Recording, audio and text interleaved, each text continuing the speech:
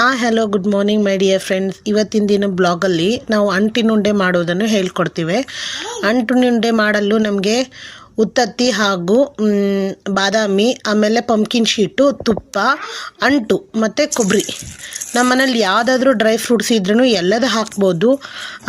ಅದನ್ನು ನಾವು ಫಸ್ಟಿಗೆ ಒಂದು ಸ್ವಲ್ಪ ಬಾಳಿಗೆಯಲ್ಲಿ ತುಪ್ಪ ಹಾಕಿ ಡ್ರೈ ಫ್ರೂಟ್ಸ್, ಪಂಪ್ಕಿನ್ ಶೀಟ್ಸು, ಬಾದಾಮಿ, ಪಿಸ್ತಾ ಇದನ್ನೆಲ್ಲ ತುಂಬ ಚೆನ್ನಾಗಿ ಹುರ್ಕೊಂಡು, ನೋಡಿ ಇದು ಅಂಟು ನಾವು ಚಿಕ್ಕ ಚಿಕ್ಕದಾಗಿ ಪೀಸ್ ಮಾಡಿ ಇದು ಈ ಥರ ಮಂಡಾಳ ಥರ ಒಂದು ಸ್ವಲ್ಪ ಊದ್ಕೋಬೇಕು ತುಂಬ ಚೆನ್ನಾಗಿ. ಈಗ ಸಂಡಿಗೆ ಎಲ್ಲ ನಾವು ಉರಿತೀವಲ್ಲ ಆ ಥರ.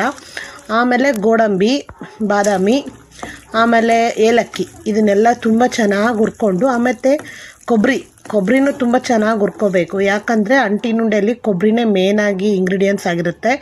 ಅದು ಹಸಿ ವಾಸನೆ ಹೋಗೋವರೆಗೂ ತುಂಬ ಚೆನ್ನಾಗಿ ಹುರ್ಕೋಬೇಕು. ಆಮೇಲೆ ಗಸಗಸೆ ಮತ್ತು ಆಳ್ವಿ ಬಂದುಬಿಟ್ಟು ಅಂಟಿನುಂಡೆಗೆ ಒಂಥರ ಚೆನ್ನಾಗಿ ಫ್ಲೇವರ್ ಕೊಡುತ್ತೆ.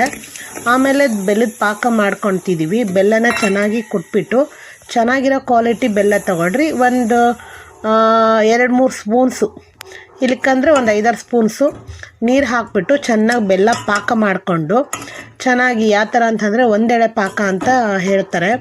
ಸ್ಪೂನ್ಲಿದೆಲ್ಲ ತುಂಬ ಚೆನ್ನಾಗಿ ಕರಗಾದ್ಮೇಲೆ ಅದು ಯಾವ ಥರ ಪಾಕ ಬರೋದು ಅಂತಂದರೆ ನೊರೆ ಆಗಿ ಬರುತ್ತೆ ಪಾಕ ಮಾಡಬೇಕಾದ್ರೆ. ಆಮೇಲೆ ಹಿಂಗೆ ಎತ್ತು ನೋಡಿದಾಗ ಅಂಟಾಗಿರುತ್ತೆ.